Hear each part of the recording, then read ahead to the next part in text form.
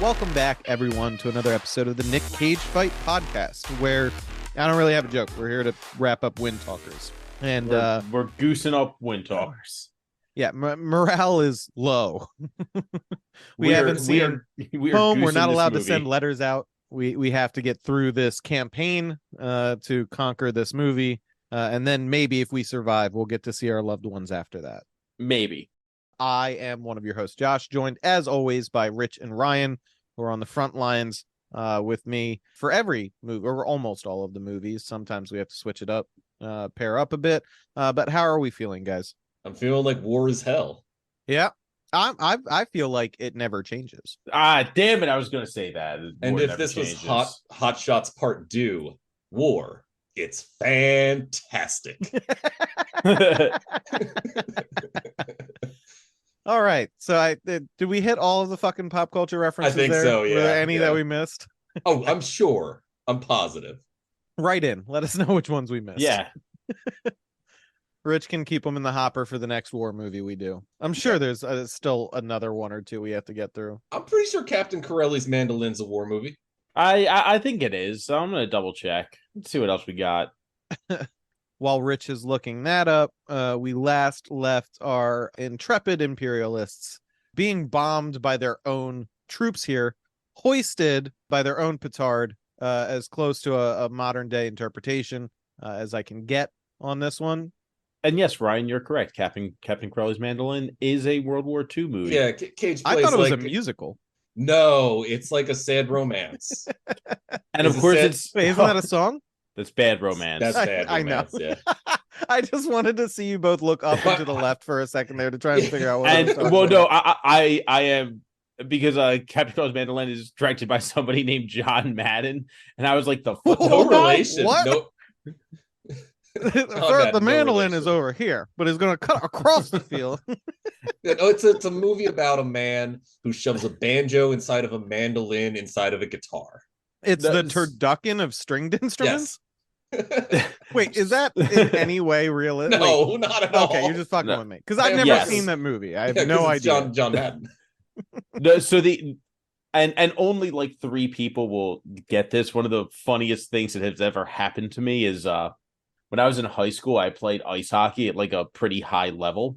And there was a professional player whose name was also John Madden, who was like known as like a penalty killer guy. And some guy on my team scored a fucking shorthanded goal and said to somebody on the other team, like, "Oh, just call me John Madden." And the other kid was like, "The football guy?" And yeah, thanks for bearing with me for that 30-second story that I always makes me chuckle. Yeah. Yeah, no, I would have been you mean the football guy? You mean the turducken guy? I've learned of two, I've learned of 2 other John Maddens in this sentence. This is the first time it even crossed my mind that there was more than one John Madden in the world. I know a man named John Madden in real life. Do you really? I do, in fact. Was that the John Madden from the Nerd Store? It is, yeah. Yeah, I remember John Madden. What the fuck is going on? There's a lot of John Maddens out there, man. I did not think that was a common name. And like this John Madden was young enough that like the parents naming him had to have known. No, they absolutely didn't. His mom was a fucking weeaboo. She was into like Sailor Moon and like early anime and shit. There's no way they knew landed about with sports. John Madden. That's absurd. That's the funniest thing I could wish upon a weeaboo parent is to not realize they're naming their child after one of the most famous names in sports. Yeah. And I remember about him because like it would come up a lot, but he also had like sort of severe autism. Yeah.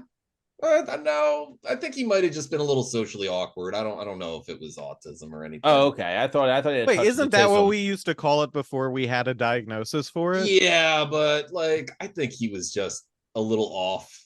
Like I don't think that was what it was personally. And I had you don't think it was medical? Yeah, I had a lot of interactions with this dude. Nice kid, you know. Just didn't pick up on certain social cues in a way that didn't really strike me as that. Yeah, I mean, yeah, I guess some of the symptoms could be disguised from like a homeschooling upbringing or stuff like that. Yeah, Or yeah. You if your never mom fucking watches a lot of Sailor Moon. A lot of Sailor Moon and a lot of Rumiko Takahashi manga. still. I can't get over how funny it is that they named their kid John Madden. The only thing that would be funnier is if they accidentally named the kid Wayne Gretzky Madden. Well, he goes by a different name now, I think, for obvious reasons. Yeah, all right. That's so funny.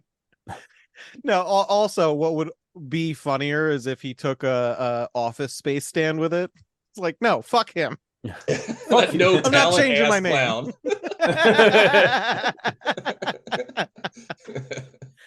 I just got to tell you, I love his music. Oh, yeah, me too. It's great. Anyway, there's another movie. We have to find a reason to record a Patreon Yeah. episode for.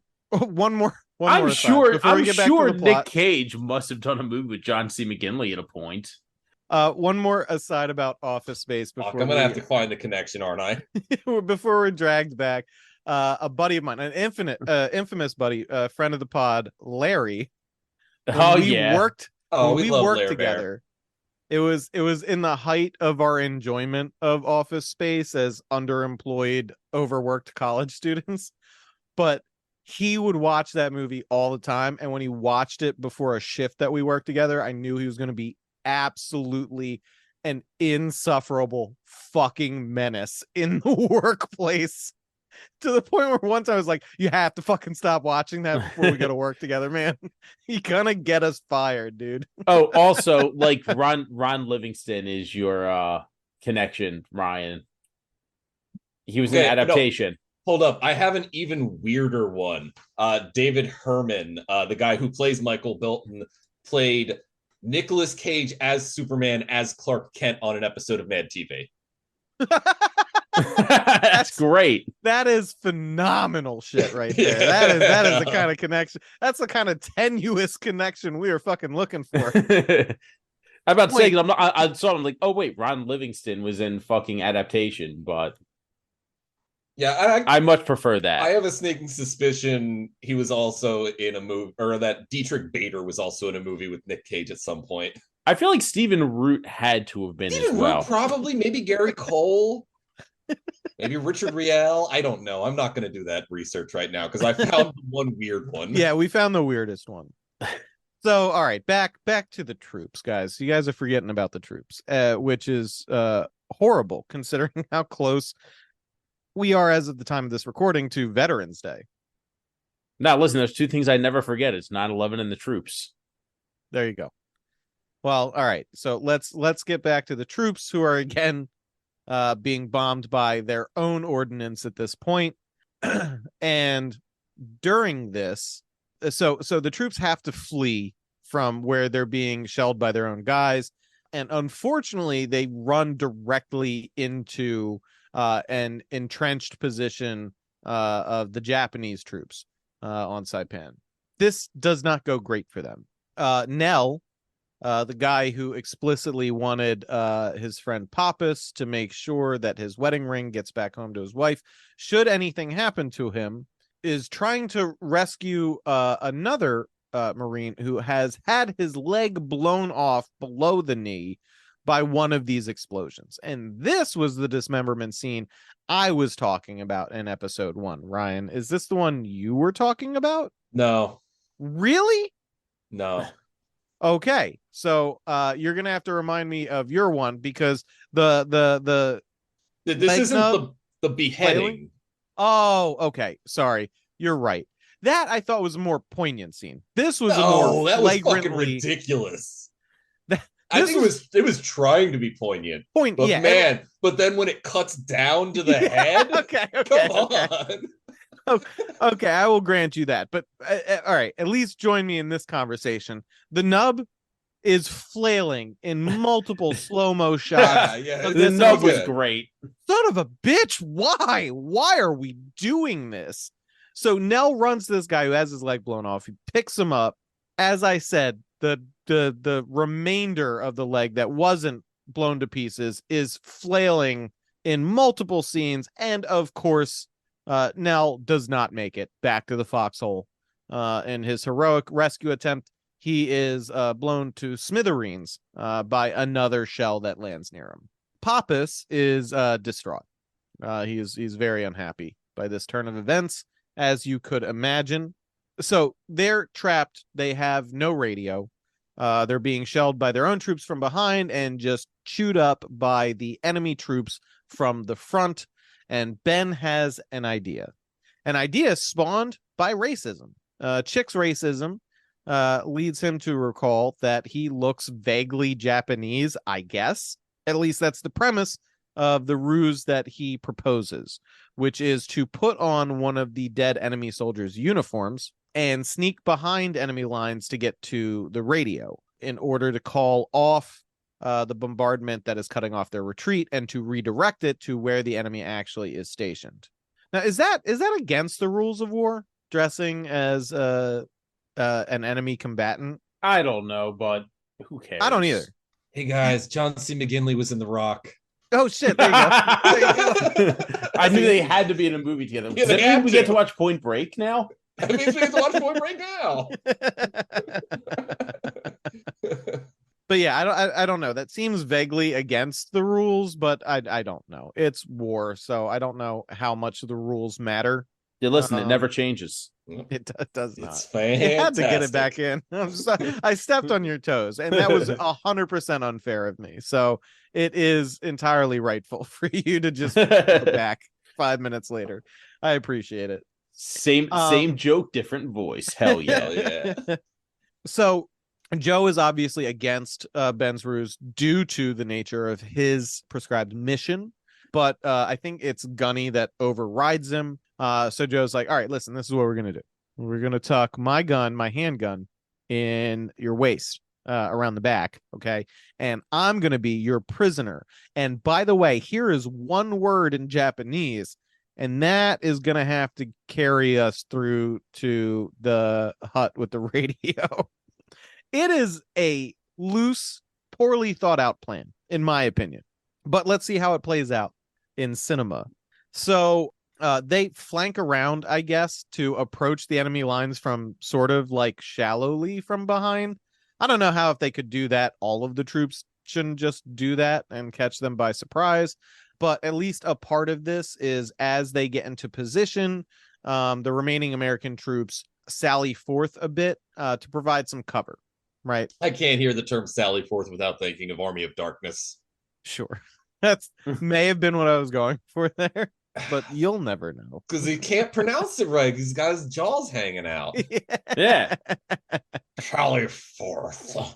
So as this conflict erupts between the two lines, Ben and Joe spring their trap, which primarily consists of Joe like crawling and asking not to be hit by the enemy soldiers that are surrounding him.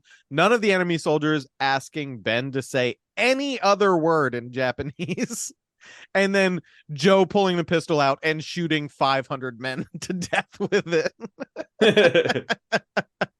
With a gun that holds 9 bullets. Yeah, it is gratuitous and absurd. So they get their way into the radio hut, and Joe is just picking up random guns and firing them into the trenches on either side while Ben works the radio and calls in new fire coordinates, and then they flee back to their lines as the previous entrenched position is bombed to shit. The dust clears and we have a new forward operating base. It is very much portrayed like an RTS where it's like, oh, you knocked it down. Okay, you can build a new fort here. Or maybe like Civilization or something like that. You know what I mean? Where it's like, all right, fight done, new base. Yeah. So in this new base, a corporal comes around asking after Joe Enders. Joe receives a commendation for his efforts, a silver star, I believe is what it is.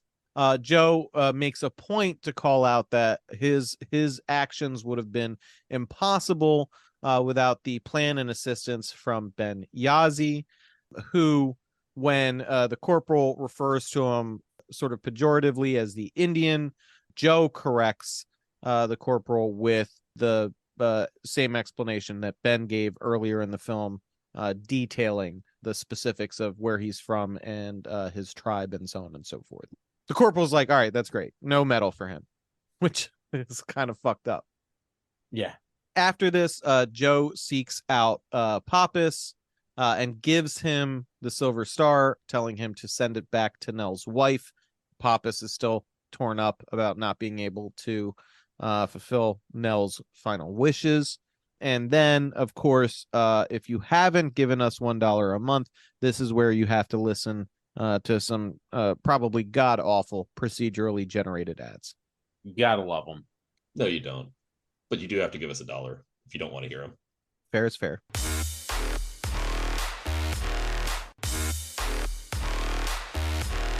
And we're back.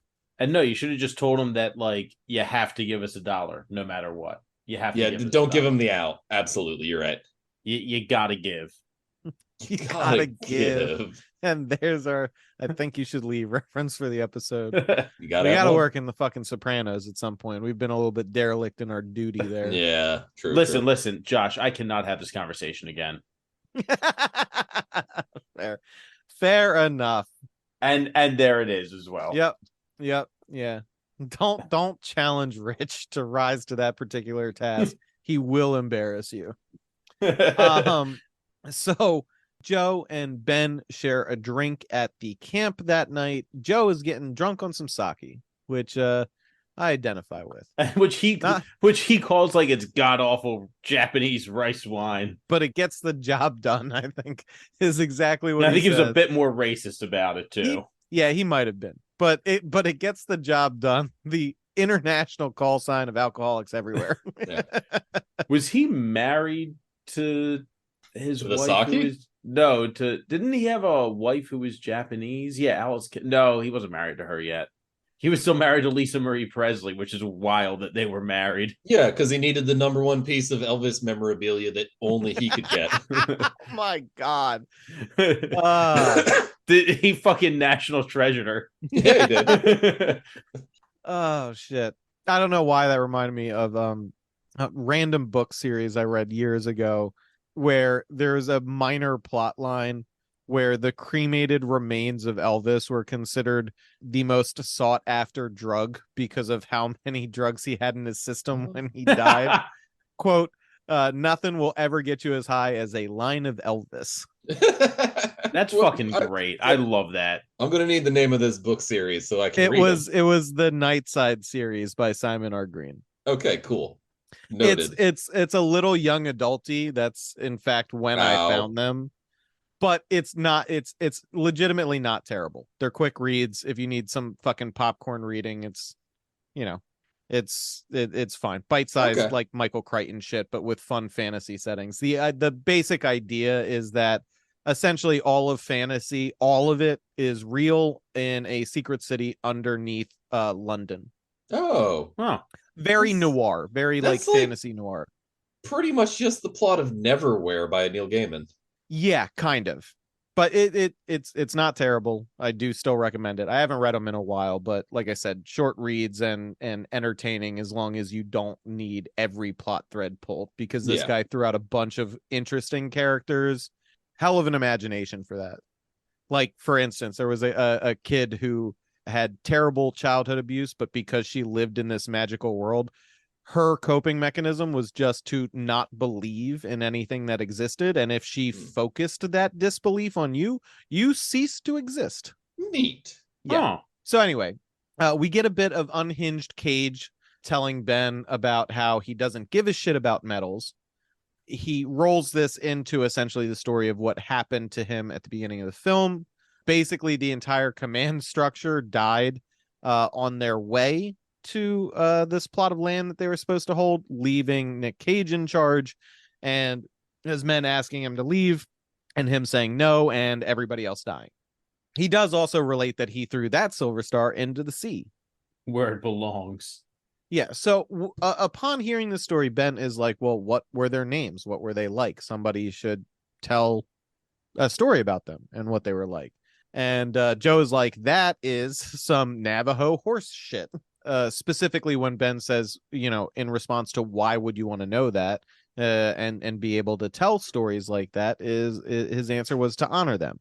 And this is just driving home that Joe has forsaken any sense of honor or believing really that there is some sort of honor in death, at least as he's experienced it.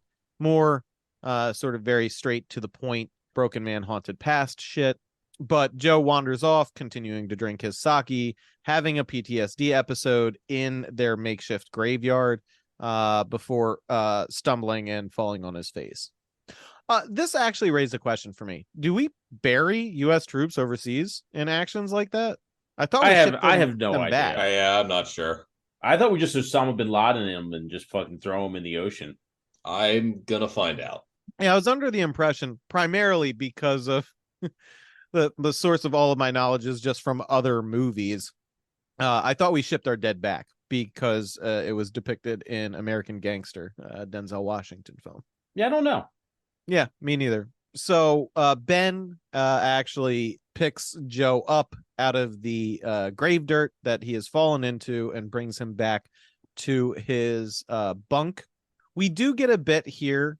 I'm not sure how culturally insensitive this potentially was, but Ben does the protection ritual over Joe with a cigarette at this point, with the smearing of the ash and whatnot. I'm not sure if that's actually a ritual. I'm not sure if doing that ritual with a cigarette is in some way insensitive. But as far as developing these characters in the course of the movie, this was a decent scene for that, I would say. Joe even drunkenly protests that he's not interested. Well, to quote him, he's not drunk enough for this shit. But Ben proceeds to complete it anyway. So what a line. I'm not drunk enough for this shit. Yeah. So at this point we get a bit of a montage, like the map overlaid with scenes of the guys marching or riding in vehicles as they advance through the island of Saipan. On the march, we get a bit of soldier banter about what the guys are planning to do after the war. Everybody has slightly different plans. Charlie Whitehorse, his family apparently owns the biggest herd of sheep on their reservation. I can't remember what Pappas says. Oh, a fleet of taxis is how he's going to make his money. His millions. Yeah, his millions. Got an answer on that. We stopped burying U.S. soldiers abroad in the Korean War. Oh, really? Okay, so that would have been accurate. That would have been at that point, yeah. Yeah, that's kind of wild. So we stopped in the middle of the Korean War, or it says during. I don't have an exact date. Yeah. Could you imagine the family members of the ones right before the cutoff? And they're like, what the fuck? Yeah, right. Jesus. Anyway, sorry. That's morbid. But that's the first thing I thought of. A change of policy in the middle of a war seems like you're going to have some upset folk. Yeah, that's right. Ben wants to become a teacher, and at this point we get to see Ben clowning on Chick a little bit, which is well deserved, because when Ben indicates that he wants to teach not on the reservation but off the reservation, Chick disparages some of his knowledge of American history, and Ben clowns on him like, you don't know shit. This bitch don't know shit about the Trail of Tears or anything like that. Yeah, And it's Pangea. Yeah, it's a solid dunk and condemnation of the public education system in America back in 2002. It has only gotten worse. Yeah, it's the same energy when someone tells you about the move bombings. Yeah, depending on how far into the future you are listening to this, school is where we used to teach at least some sort of cynical facsimile of history. I'm assuming nowadays it's just instructional training at a gun range. I don't know. Who knows what the future? No, that's actually useful. Or you're going to the newly minted Sanyasin High School. Who knows? I don't know. The interesting or important part of this scene is that Joe is at, like, everybody's sharing. Everybody's got some idea of what they're supposed to do when this is all over. Ben is asked and has no answer, but we do immediately get another narration of one of Rita's letters as read by her. In the next operating base that they find themselves in, it looks like this is just a village in Saipan. Ben witnesses Enders giving medicine to an injured Japanese boy and his family. While this is occurring, Ox and Whitehorse appear to have perfected their duet of harmonica and ceremonial flute. Ben and Joe do get a brief bit of bonding over their shared, although very different, Catholic upbringing. Also, one of the few times, again, that this movie acknowledges some of the injustices that Native Americans experienced in America. Ben explains that the mission on his reservation, the Catholic mission, the priests strongly discouraged them from speaking in their native Navajo tongue. And when he forgot, he was tied to a radiator for 2 days. That is some Catholic shit, though. Yeah, that is very Catholic shit, and not it's just super medieval Catholic. And also the what do you call it? The Catholic schools on reservations were known for extreme abuse consistently. So yeah, that totally tracks historically. Yeah, see Canada. Yeah, Sorry, also, Canada was maybe a little bit worse, actually. In Canada, they killed like 3,000 students between 1910 and 1960. Yeah, Jesus This is Christ. one of the I'm few laughing, situations and you're gonna then be like, yeah, USA #2. That's pretty bad. Yeah, listen, we're not #2 in genocide often. Yeah, or just human rights abuses in general. Yeah, but when it happens, you have to you really got to tip your hat to them. You got to grip those #2s, man. So yeah, also it did strike me like this whole, because the whole bit with Ben's character is he is against all odds, like interminably optimistic and not bitter about a bunch of shit. And so the very casual way he tells this story was kind of striking to me anyway. But I'm an escaped Catholic, so maybe that's my own past experiences talking. Yeah, I'll tell you this, I was never fucking tied to a radiator by a priest. No. So the way I anyway. always phrase it is I was raised Catholic, but it didn't take. Yeah. Well, my upbringing was helped because I was raised Catholic, and for whatever reason, my parents sent me to a Calvinist private Christian school where they told me sure did. Where they told me Catholics aren't going to heaven. I was like, what? But you do their little ritual, and then they're like, all right, you're good. And then you do the Catholic little rituals, and you're like double good. You get into to the clubs inside heaven. Yeah. Yeah. Yeah, it's like the VIP room inside the VIP room. I gotta admit, Heaven's champagne room. Yeah, no, thinking back on my childhood processing of those two contradicting things, being like I'm double protected, and now as an adult being like I'm the dude from the first Mummy movie where I just have every religious symbol on my neck. Yeah, just praying to every single one, hoping one of them works. Wait, was that the fucking poet from Peggy Sue Got Married? That was that Benny? Oh shit, it might have been. I think it was, yeah. Oh, okay, hang on. I'm about to find out. Yeah. I think you're right, Ryan. I do think you're right about that. Because I would never pass up a chance to mention the Brendan Fraser Mummy movies. The masterpiece. Wait, Brendan Fraser's The Mummy. Yeah, I'm positive it came up. The character's name was Benny in The Mummy. I remember that much. I think it's the same actor. All right, let me reverse engineer this then from The Mummy. So after that's right, after they're bonding over it Catholic, sure was, by the there way. Hell yeah. I know a weird guy when I see one. We love weird guys on this podcast. We need more weird It's a guys. podcast about a weird guy. Of course we're predisposed to liking weird guys. This is incredibly true. I will bring up another weird guy in our next digression too. Real quick, he did a movie called Exorcism at 60,000 feet, and I really oh my god, it's a fucking plane exorcism movie. Holy yeah, dude, I might have to check that out. Ooh, oh, that's a special treat just for me. That really is. Very interested in seeing this. Is there a demon on the wing of the plane? God, I hope so. So after they're bonding over shared Lance Hendrickson is in it. That's the least surprising thing. There's our Nick Cage. We get to watch this as a Patreon episode because there's our connection. Look, Lance Henriksen is in a lot of movies. A lot of them are not very good, including House 3. There you go. Yeah, but now since he was in Mom and Dad, we get to watch him in Exorcism at 60,000 feet. Yeah. And I'm actually excited for that. That's fun. Put it on the list. Put it on the list. So Ben invites Joe to visit him on the reservation after the war, saying that it's a very beautiful location. I'm sure it is. Judging from green screen scenes that we see later, it looks like it might be. So after this humanizing moment, it's finally getting to Joe. Joe goes to talk to Gunny to tell him he needs out. He can't do his duty.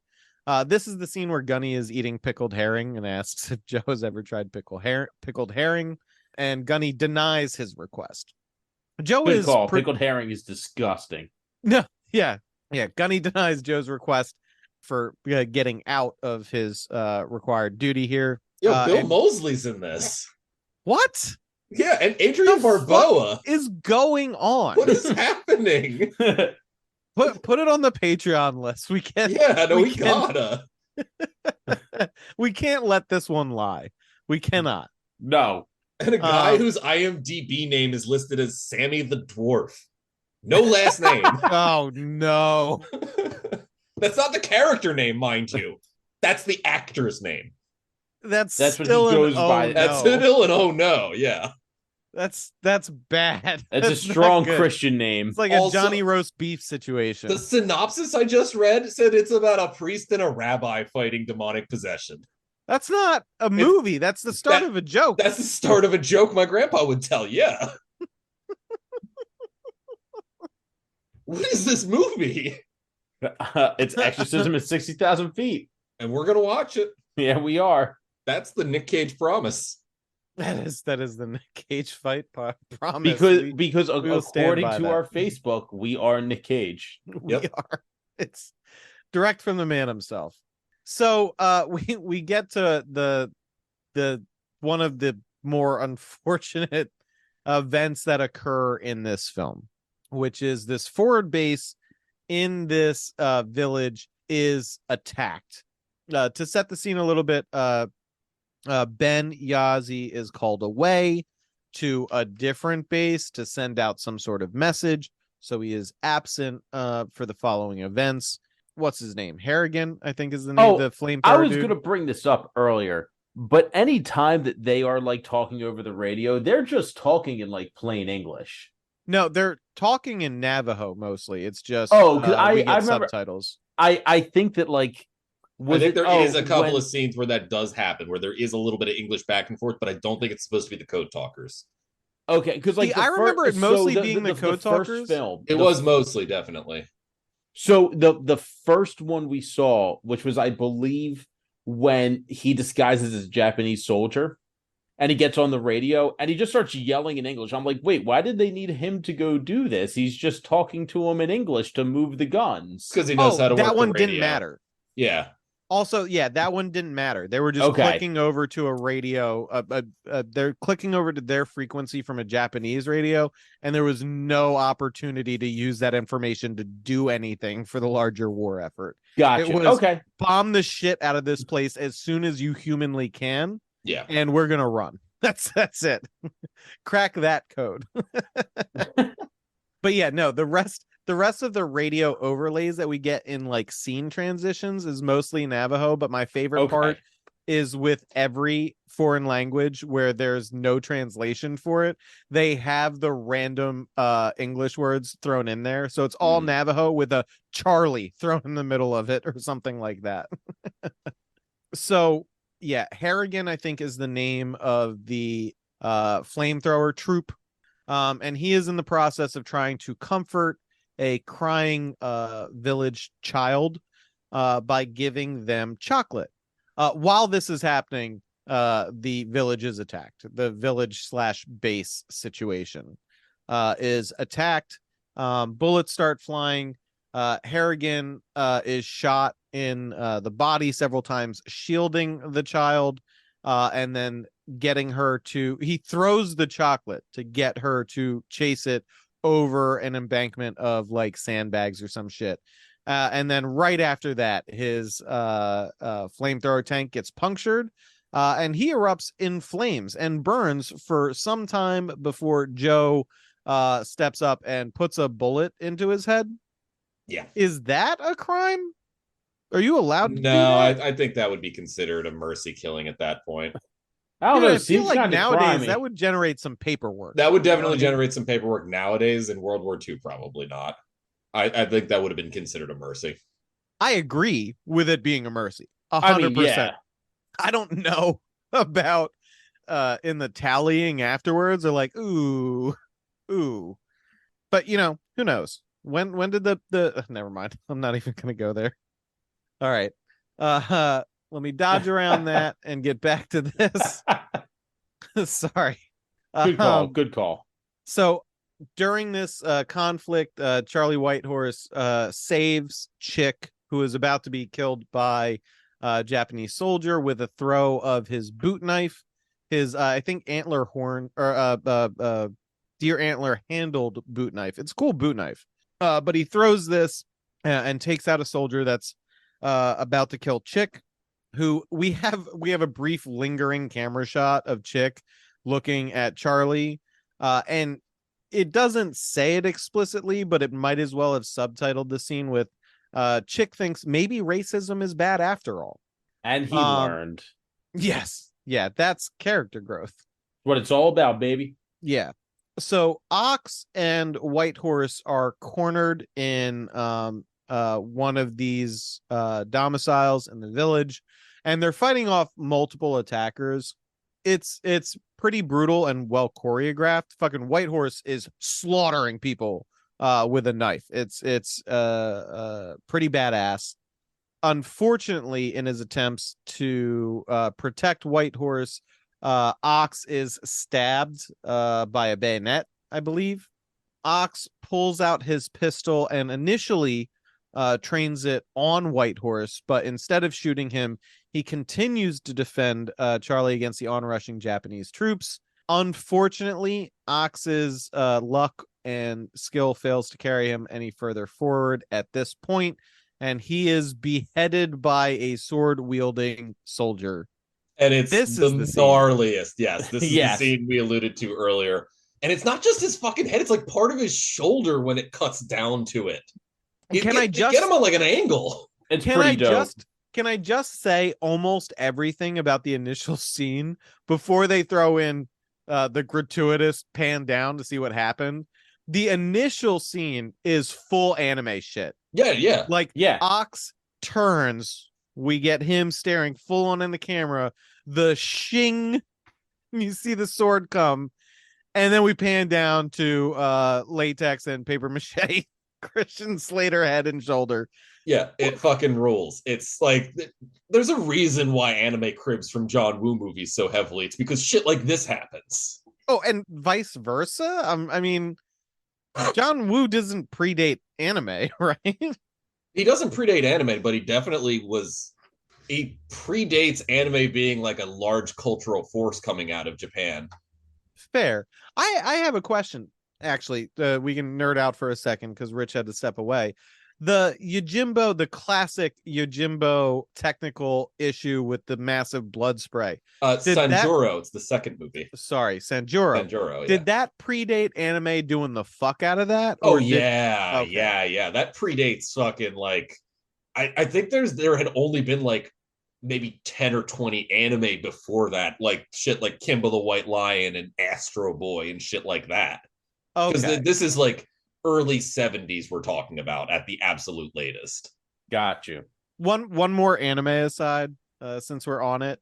A clip from Fist of the North Star has started going around. I love Hakuto no Ken. That's my favorite anime. So it was specifically the scene where in the animation they literally just jostled Is it the Shaka Shaka? cell. Yeah. They do a lot of interesting shit like that. Like there's a in the very first episode, there's this like shimmering effect over the cell, and it's because they just had a fucking like glass, basically like a casserole dish that they filled with water, and they shook the water over the cell to give it that kind of like shimmering heat stroke effect. Fascinating production for that anime. So I'm cool. legitimately Nice. not surprised, since they literally crinkled the cell in this one scene that's Yeah. been making the rounds lately, right before the bad guy's head blows up. Yep. Is solid work. Very creative. Anyway, off of anime, back to Windtalkers. God, I fucking love this to the North Star. Shit's so It's a good. good one. So Ox unfortunately meets his end at the end of a sword. The Japanese refrain from killing Whitehorse and go to capture him instead. Joe stumbles on the scene at this point and hesitates, but ultimately does choose to prime and throw a grenade into the house, killing Whitehorse and all of the enemy soldiers. There is a brief moment where we're given false hope for Whitehorse, because Whitehorse sees this grenade getting lobbed in and kicks one of the soldiers in front of him directly into the brunt of the blast, but this unfortunately does not save his life. At this point, we cut to the aftermath of the fight, and Ben shows back up and he's like, "What the fuck happened? Where is Ox and Whitehorse?" And Joe, appearing a bit shell-shocked, is like, "Oh, they're right over there," which is not an ideal way to be like, "Hey, No. these dudes you liked are fucking dead, and I am directly responsible for a portion of it." Ben is understandably put out by this, and Joe confesses to Ben that he's the one who threw the grenade that killed Whitehorse. Ben attacks Joe and pulls a gun on him. Joe's like, "Fucking do it. Please kill me. Put me out of my misery. Don't you see I'm a broken man with a haunted past?" What is the counter up to on that one? I think I'm like 4 or 5 in at this point on this movie. But ultimately, Ben can't bring himself to pull the trigger and turns the pistol over to Pappas. The troops march on, and Joe still seems a little shell-shocked, but we get to see Chick tell Joe about how Whitehorse saved his life. This is the end of character advancement, basically, for Chick. He learned racism is bad because a minority he was racist against saved his life in a direct confrontation. And if only a member of a minority group saved the life of every racist in this country, racism would be ended overnight. Solved. Absolutely solved. I just had a wild idea for a reality show. Okay. Like a pranked style reality show. Ooh. What do you got for us? We find somebody really, really racist, and then we get an actor of the minority they're the most racist against, and then we hire other actors to make the racist believe that their life is in danger, and the minority saves them, thus curing them of their racism. Wait, there was a show like this. No, there Yeah, fucking is not. It Actually, was called remember. I think it was called What Would You Do? You're fucking That's kidding me. Yeah, this actually does. It smacks of Yep. like a memory in the back of my head where I remember It's some tone deaf shit like this actually got made. It's called What Would You Do? It's like, so what it is I'm is so that upset. is they place like a couple actors playing a scene in a real place. Like one of them is waitress insults veteran living with brain injury. What would you I've do? fucking seen this shit. Yeah. A waiter is On, rude like, and dismissive TikTok stuff. to a deaf man at a restaurant. What would you do? A literate man From is like harassed 20 by years cafe. ago, right? Yes, it was like Okay. it was definitely like a post 9/11 TV show. Yeah. This is why parody is dead, people. Yes, Also, yeah, this listen is to why some The Onion hasn't been interesting in like years. No, The Onion is still fire. If you haven't checked out their recent shit, they're still fucking Okay, hitting they had more a often than dip they're there missing. for a Oh minute my now. god, this fucking show is still on. It's like Oh my locally, god. it's like locally syndicated. No, Like no. what- That, ad cut. Give us Ad a dollar. cut. I can't do this.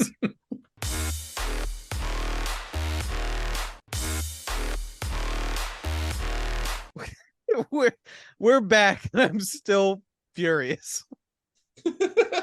I'm still so upset. Son of a bitch. Okay. No, wait, can I tell you about just this one? Yeah, Please, just one. just one. Go for it. What would you do Diners react to border wall controversy. Oh my god. Like, I guess they just bring out like a waitress, and I guess they like bring out a busboy who's like Mexican or something. Oh my god. The All right, show we're is still generating a lot of on. Patreon content ideas from this. We have to find a list of the most egregious ones of these. Yeah, and I'm then literally just crying right now. That's so fucking bad. I cannot believe that shit got greenlit. What would you do? Conversations around bisexuality. We have to keep going with this plot. Yeah, we or gotta I'm gonna finish this lose movie. my fucking mind. What would you do? Diners react to student wanting to be a sugar baby. Hey. Hey. Gotta get your nuts somehow. All right. Hey, look. Okay, I'm done. I'm exiting out of the window because I cannot do this anymore. Yeah, no, that's smart to do. This might be several tragedies, but not listed among them is our lack of opportunities for Patreon content. Okay. I'm getting Windtalkers. Windtalkers. Shitty movie. You're angry at John Woo. Okay, I'm back. So Joe does explain his mission explicitly to Ben at this point in an attempt to excuse what he did regarding Charlie Whitehorse. We get to the final conflict battle of the film, in which we see Gunny explaining to Joe that they need to take this last defensible mountain ridge on the island. Basically, if they crack this, they've got it. They've completed their objective. Gunny does prod Joe to remember his core mission and its importance should worse come to worse. Joe at this point, after reiterating the mission, Gunny tells Joe he got another letter from Rita. Joe walks away without accepting the letter. So let me see. Sorry, lost my place here. Okay, so the troops advance on the mountain, the position that they're supposed to take, and realize they've walked into an active minefield. Chick is apparently the specialist when it comes to minefields, so everybody is supposed to line up behind him. People are hesitant to move at all once they realize they're in a minefield. Ben, who is becoming jaded for the first time in this film because of the death of his friend Charlie, just starts walking. And then, of course, an enemy ambush happens, and the troops start running. Several people are blown up by landmines. Joe goes PTSD crazy, and this time Ben kind of joins him on this. They're both going kind of nutty Rambo, just focusing on running up on and shooting the enemy. The Joe and Ben's troop are advancing on this location ahead of a heavy infantry column. That's the best description I can make. I'm not sure how accurate that is. So forgive my lack of understanding of World War II troop dispositions. So during this, Gunny gets shot up pretty bad by enemy forces. Joe goes to try and attend to Gunny's wound, and Ben keeps running forward in the grips of his barbarian rage at this point, a D&D term specifically. He's fully in the throes of battle lust and continues forward. When Joe notices this, he runs off after him as well, leaving behind Chick and Pappas to tend to Gunny. Joe chases after Ben. Gunny dies, unfortunately. Sorry, rip Peter Stormare in this scene forward, and Chick and Pappas run forward to link up with Ben and Joe. At this point, Joe quickly finds himself back in the same situation he was at the start of the film, where the guys are like, we're all gonna die here. And Joe's like, no, nobody else is gonna die here, which means somebody else is definitely fucking dying. Right? This is a war movie. You can't say shit like that. What are you doing? Yeah. You cannot say no one else is dying. It's like splitting up in a horror movie. It's a sure sign of things to come. It's a jinx. It is. Like, I'm not superstitious, but I am a little stitious. I would never say something like that in a war situation. So, as the American heavy infantry column advances, Japanese long guns further up the mountain are deployed and start shelling them. There's like literally a dramatic scene where they like pull down some sort of camouflaging tarp, and then there's these guns there, and they start lighting up these reinforcement troops. Joe attempts to retrieve Ben's radio that he dropped somewhere in his conflict with the enemy troops. But while he's going for it, a Japanese soldier like just grabs off the radio and runs off with it. And I remember specifically thinking at this point, it's like, what a good fucking strategy. Like, do you have people who are like, look, if the enemy drops a radio and that's their only communication, like grab it, just run, just fucking play keep away. It's legitimately a solid option, cutting off enemy communications. So Pappas runs out to try and help Joe retrieving the radio. He gets shot up a little bit. Joe gets the radio, and Ben kills several enemy soldiers with White Horse's boot knife, which he has taken with him after White Horse's demise. And then in the middle of his killing frenzy, he tries to swing the knife and stab Joe, who has come up upon his position.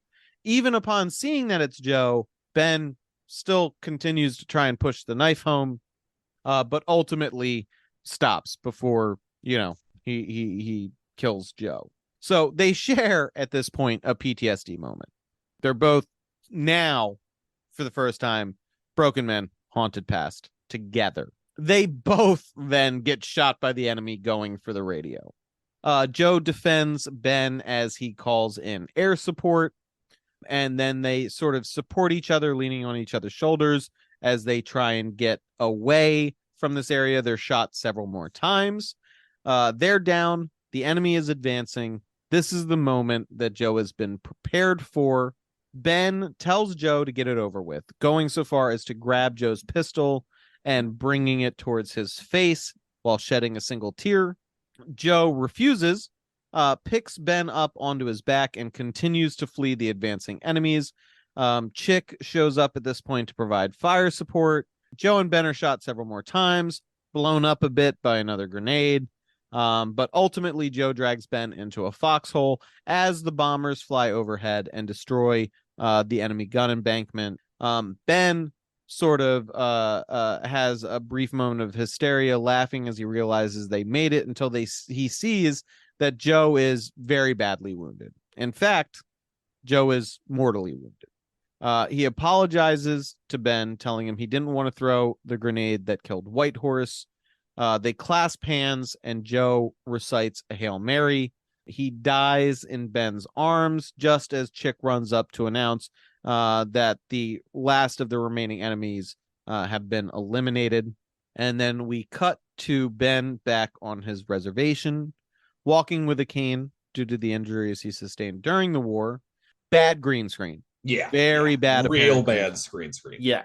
Not great. He's brought Joe's dog tags back with him and performs some sort of ritual honoring Joe in front of his son, who he tells to remember that Joe Enders was his friend. And we get some text on screen explaining just how important the Navajo Code was for the war efforts, and that it was never broken by the enemy. And then we get some credits rolling with black and white footage of the dudes from the movie, both the deceased and the survivors, and we are done. Windtalkers. We made it. God. Yeah, that movie could have done with like 3 or 4 more beheadings, honestly. The action portions, I do think were relatively effective. Yeah, it's a John Woo movie. Like I know. It could have been 95 minutes. It could have been, yeah. Could have been 95 minutes, or it could have been 2 hours and 14 minutes of nothing but action scenes. Those are the two better options. The weakest parts of the film were where they were trying very tropish shit to give the characters arcs. It was you hit the nail right on the head when you said tropish shit, because this is just like, that's all it is. If you threw every fucking World War II movie from the end of World War II up until just before this movie came out into a blender and then threw in the best parts of A Better Tomorrow Part 2, you would get this movie. Yeah, I mean, like it's literally just archetype characters, very, very brief demonstrated character arcs, growth where there needed to be growth, tragic ends for the ones that didn't need to work on themselves at all. And there you go. Every character is a single note. This was no symphony. Yeah, and I have a hot take that Ryan's going to yell at me about. I want to hear Do it. you think the action wasn't that good? No, it's not that. I'd rather watch Pearl Harbor than this fucking movie. Oh, fuck Pearl Harbor. That movie yeah, sucks. that movie Shit. sucks, and I'd rather watch Pearl Harbor than watch Windtalkers again. That's a wild claim, right? That is there. a wild claim. I said it was a hot That's take. something This is- you've got in is- common with my mom. This is right off. This is right off the stove. I don't want to watch either one of those movies. No. You But should. I'm But if just you had saying, to pick one, if I had to pick one, Look, only and- one of those two movies has Christian Slater's head come off. that's true. That is true. Yeah, I mean, I don't know. It's a yeah, war but movie. the other one did completely destroy Josh Hartnett's career. And inexplicably didn't destroy Ben Affleck's. Ben Affleck is fucking Teflon with that shit. Yeah, man. he is. Come It on. My slides man off did like reindeer fucking butter. games. He did. I mean, come on, he has a gigantic dragon tattoo on his back. Ben Affleck's so cool. He was the bomb in is. Phantoms. I'm He sorry. was the bomb in Phantoms. He was the bomb in Phantoms, yo. Also, great in Boiler Room.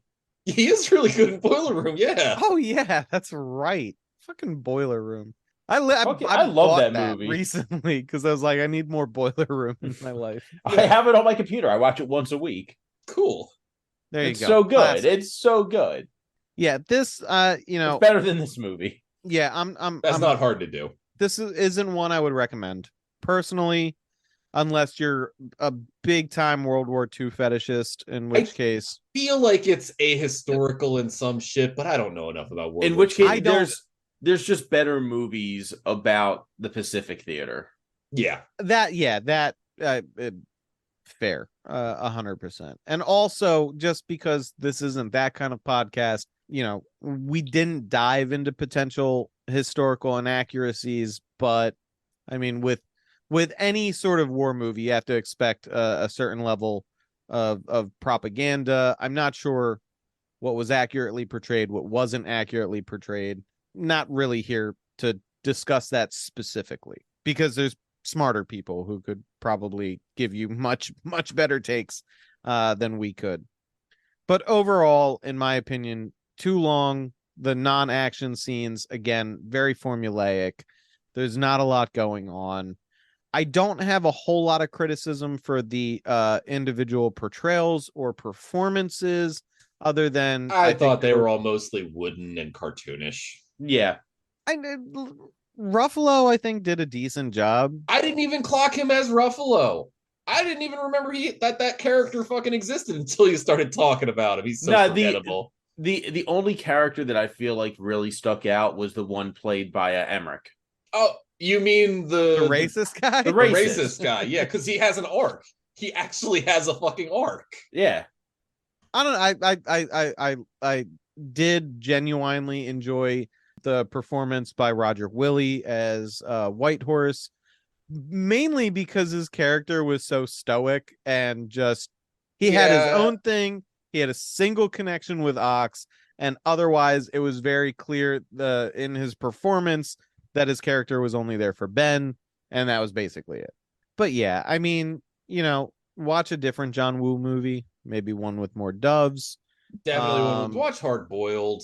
Watch yeah. The Killer. Watch The Last Hurrah for Chivalry, for Christ's sakes. That's one where he doesn't have guns. It's just sword shit and doves. Ooh, I like the sound of that. Yeah, it's solid. It's rock fucking solid. Yeah, but that was this movie's problem though, was no doves. No doves. They put a seagull in there. And they should have had, I'm sorry, you could have put Nick Cage still in like a trench coat and just had a bunch of seagulls fly out. Yeah. Yeah, and that was honestly probably one of my biggest criticisms of the film, is having your main character have no legitimate nuance, No legitimate doves. with what you're trying to describe for the character. There was probably a better way to portray it. They could have given him more... any amount of a backstory whatsoever. Yeah, he's just a man with no connections. Who just has a really big beef with the Japanese. Yeah, severe PTSD, and what you get instead is more of a caricature of somebody going through that than any sort of thought-provoking performance. It's a Rambo 2, not a Rambo 1. Yeah. So okay, we're done. That's in the books. Windtalkers is over. And we don't have to worry about it anymore. We talked about Windtalkers. Oh. Yeah. Right, what do we got next, though? That is what I want to know. Are we rewatching next? No. Can you see 2 minutes into the future? Because that's exactly what I was going to say. It's not 2 minutes. Never 2 minutes. The very first time it's demonstrated after they explain the rule, it is more than 2 minutes. It makes no sense. Hate that fucking movie. You know, it's funny. The next John Woo movie that he made in America was also a poorly done adaptation of a Philip K. Dick novel. He does Paycheck after this. And that's the movie that actually killed his chances of being a Hollywood director. So when he went back to Hong Kong and started doing those Red Cliff movies that fucking rule. Nice. Were there doves in those? There were doves in those. All right, good.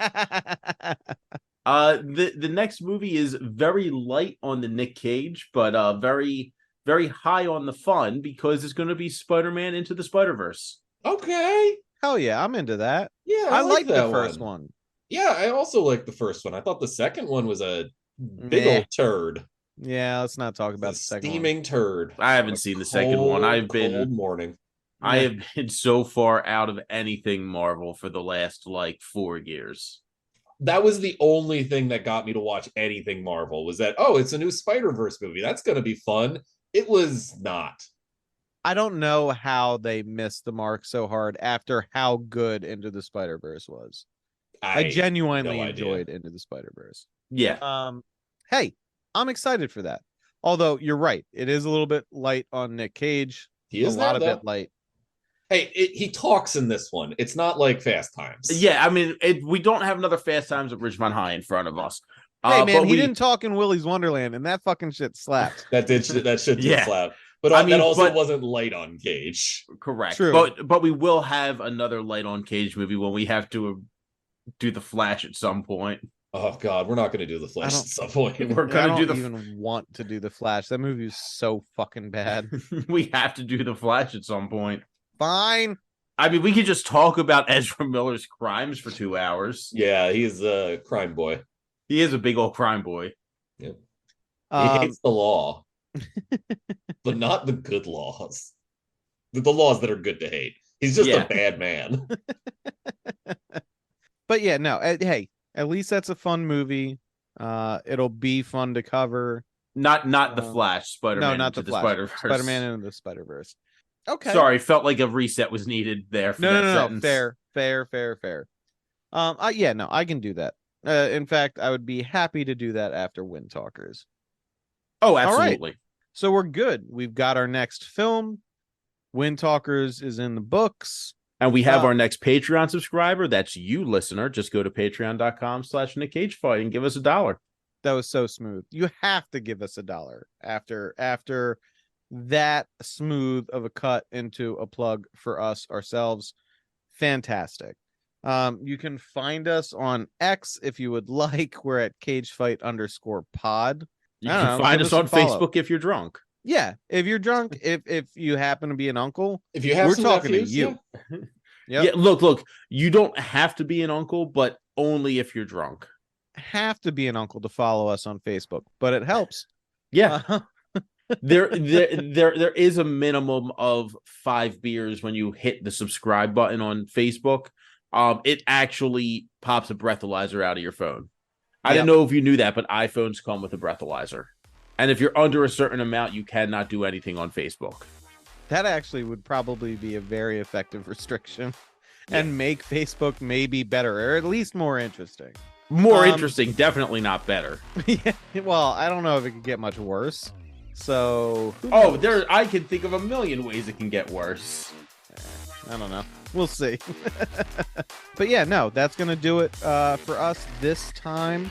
Thank you, as always, for tuning in, listeners. And please remember, we appreciate you.